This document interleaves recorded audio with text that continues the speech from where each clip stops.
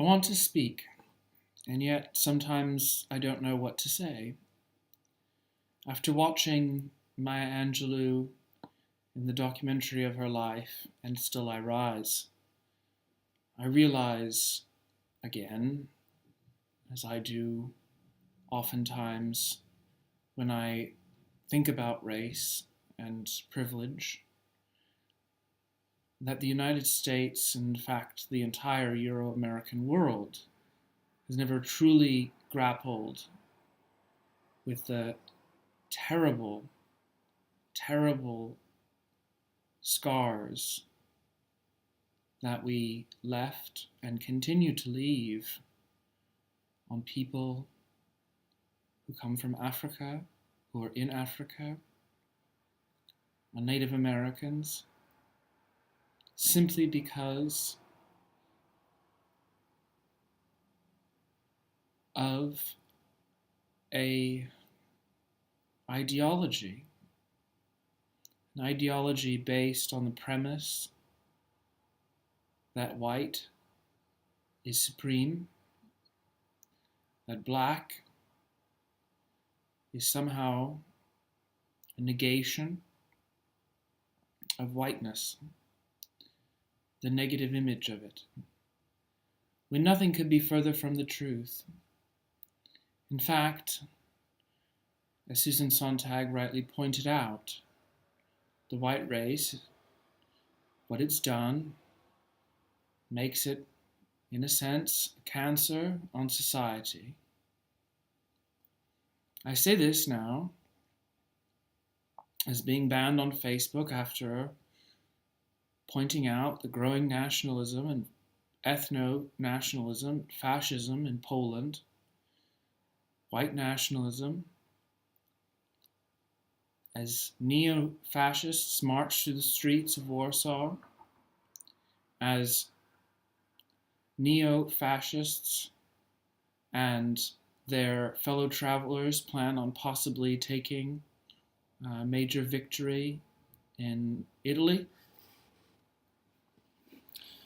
as movements across Europe to condemn, to persecute, to criminalize and imprison those people who are not deemed white, who are not deemed citizens, who are not deemed to be a part of our society.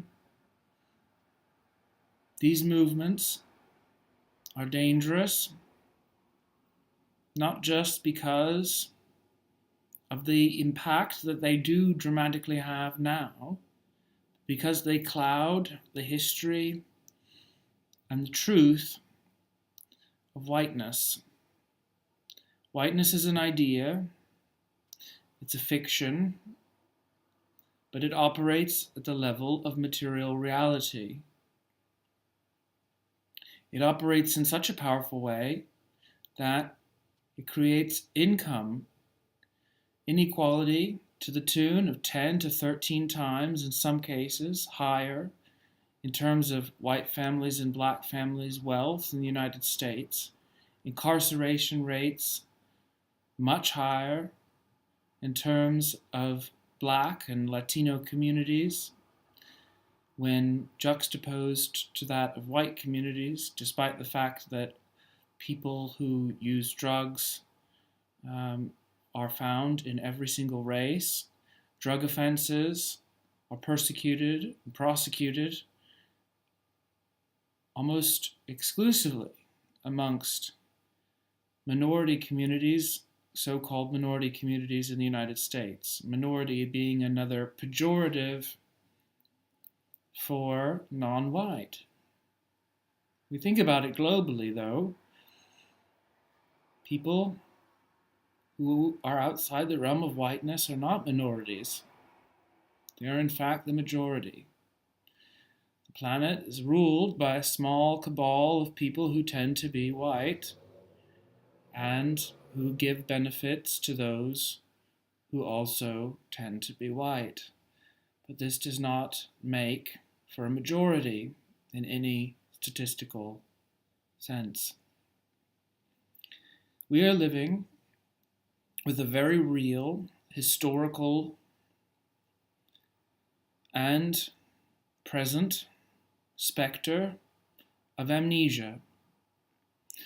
We have no monuments to the genocide of the Native Americans in the United States. We have no monuments to the slave trade, which was a Holocaust that lasted over several centuries, a systematic, well-planned, carefully orchestrated transfer of wealth, kidnapping of bodies, and genocide of an entire continent. We do not have memorials in any of the major Western nations mourning or recognizing these crimes against the peoples of Africa, the peoples of the Americas, much less. We do not even recognize them in our day-to-day actions. There is no institutional and no individual reckoning with whiteness.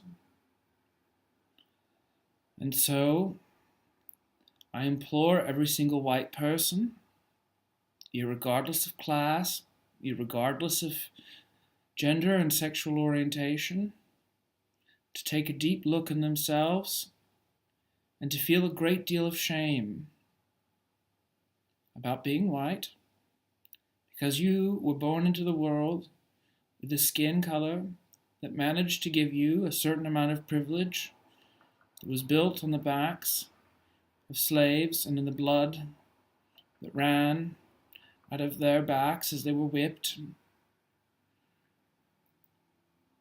and the children shot by settlers as they moved west, the Native American tribes, unarmed, being killed by our white ancestors.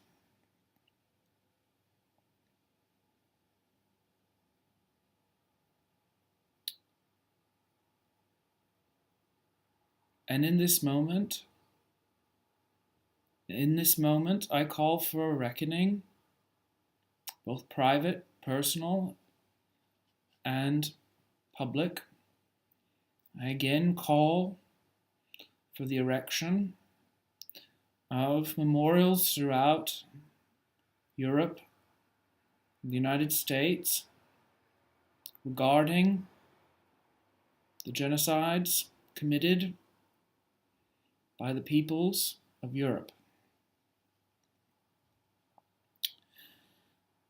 I also call for reparations to the continent of Africa and other affected colonies.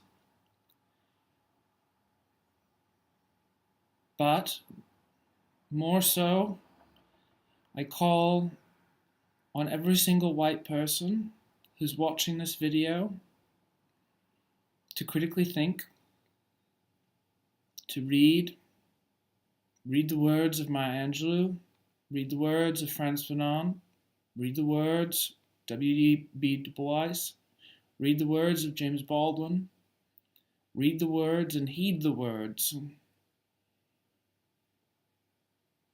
The arc of justice, as Martin Luther King Jr. said, is long, but it bends towards, the arc of history is long, but it bends towards justice. I am hopeful in spirit and also realistic.